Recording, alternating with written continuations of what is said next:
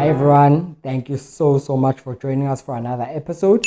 I hope you found the previous episode informative and it's actually helping you a lot in terms of your journey when it comes to insurance. My name is Dorozo Linda. I am a financial advisor. I'm registered with the Financial Service Conduct Authority as well as the Council of Medical Aid Schemes.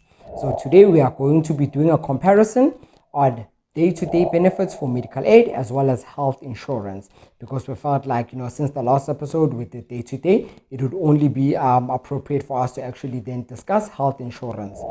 Before we continue, let us actually find the definition of health insurance. What is health insurance? So health insurance is an alternative to medical aid. Remember that medical aid, you cannot take up a day-to-day policy on its own, but you can take up a hospital plan on its own without day-to-day. With health insurance, it's different because health insurance does allow you to take up a policy only for day-to-day. These most cases range anything from 250 to 500 Rand, depending on the insurer that you're insured with and the type of benefits you get. So what does health insurance cover on the day-to-day side? They cover GP consultations, they cover medication, they cover basic dentistry, they cover basic optometry as well. So with GP consultations, the difference here is that with medical aid, you are expected to consult up until you exhaust all your available savings or day-to-day allocated amount if you're on a traditional option. But on a health insurance, it offers you unlimited GP consultations. Yes, I know, right? I said unlimited GP consultations. However, from the 10th visit in most cases, they always want you to call and just get authorization. The reason for that is because obviously now the insurer doesn't want members manipulating the benefits, because now it's unlimited GP consultations. You still would only need to consult only when it's needed. But now when it comes to medication, your nominated GP will dispense the medication for you. But not all GPs have a dispensing license. So in the event whereby your current GP doesn't dispense, then what you would do is that the GP will write you a script, then you'd go to the pharmacy on the network. Then because the script has your GP's details on the letterhead, like the name as well as the practice number, because now the designated service provider needs all those details to claim from your insurer for the medication that they're going to give you.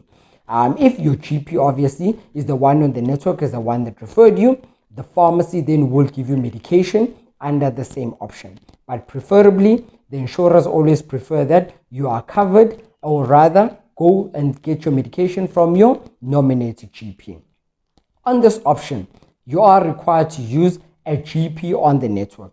Some insurance companies, depending on the one that you are on, do actually allow members to actually make a request for the insurer to call the GP and make a request for them to join the network if they are not on the network. So such information, your intermediary would be able to assist you with such information.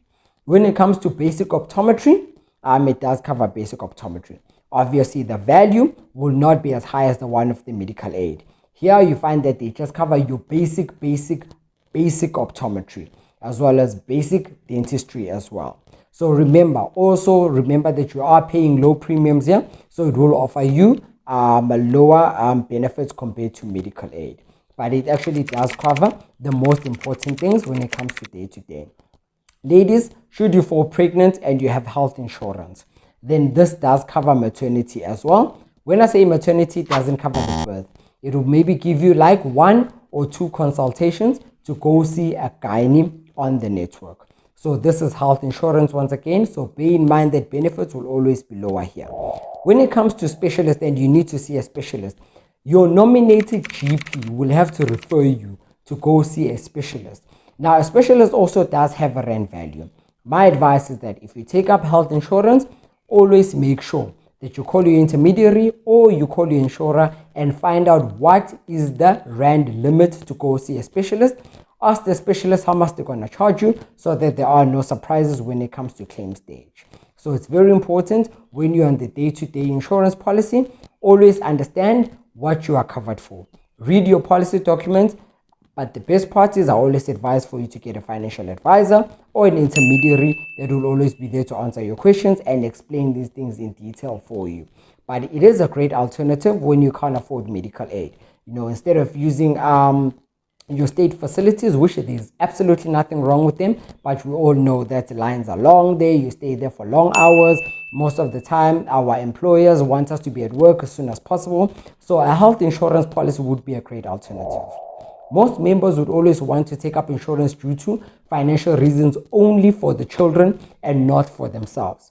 So health insurances do actually allow child dependents to be main members for the premium as well, and they get all the benefits. So in this case, if your child gets sick, maybe they have flu, they can always go see a GP, they'll always get medication. The great thing about it is that should they need a doctor's note also for school, they'll also be getting that as well, and they don't have to spend long hours in public facilities, whereby obviously now a lot of people need to be serviced, which means you have to be there for longer hours as well. Remember, when we spoke about day-to-day and hospital or medical aid, we did talk about the chronic benefit. So on the day-to-day, it does cover chronic conditions as well. But remember, with medical aid, it covers your 26 chronic conditions. But on health insurance, depending on the type of insurance you have, they do cover some chronic conditions. So it would be very difficult for me to give you a number on exactly how many. But in most cases, they do cover things like your diabetes, type 1, type 2, hypertension, hyperlipidemia, HIV, epilepsy. In most cases, those are the type of chronic conditions that are actually covered under this. But remember that they do cover medication on the formulary as well. So also remember formulary, what we discussed on medical aid, same rules apply with health insurance. But health insurance is a great alternative for members who do not have medical aid. Now, another advantage about actually taking up health insurance is that remember that this is health insurance, so it will have a waiting period. The waiting period, like with medical aid, is a 3 months general waiting period. So depending on the type of insurer that you are insured with, some would say there is a 1 month, some would say there is a 2 months. Some would stipulate that maybe there's a 1 month general waiting period, a 12-month waiting period for you to claim from the maternity benefit, and a 24 months waiting period for optometry. But remember that the same rules when it comes to optometry is that you can only change your spectacles in a 24-month cycle. So going back to the benefits of actually having health insurance is that you could always at a later stage, when your finances get better, take up a medical aid hospital plan. A hospital plan, remember that it covers you unlimitedly should in the event whereby you require hospitalization. So remember that health insurance is not a substitute for medical aid. Nothing can beat or rather replace a medical aid because it covers you unlimitedly.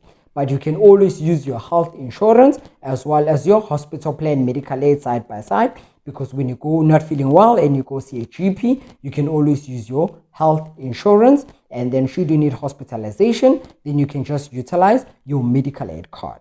Now, does health insurance cover hospitalization?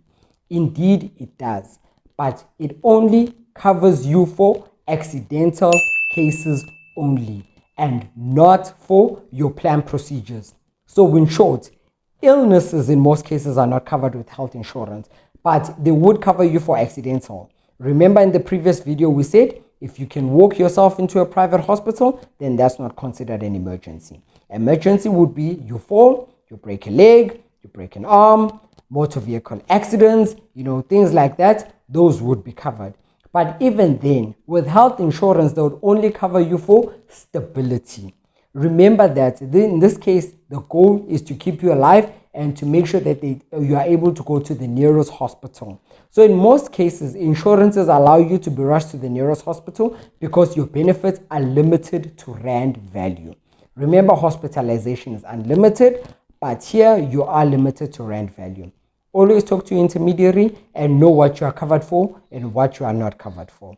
I hope this comparison was very helpful to you guys.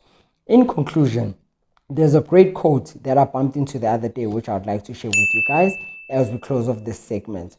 It said, if you think you are too small to make a difference, clearly you haven't spent a night with a mosquito.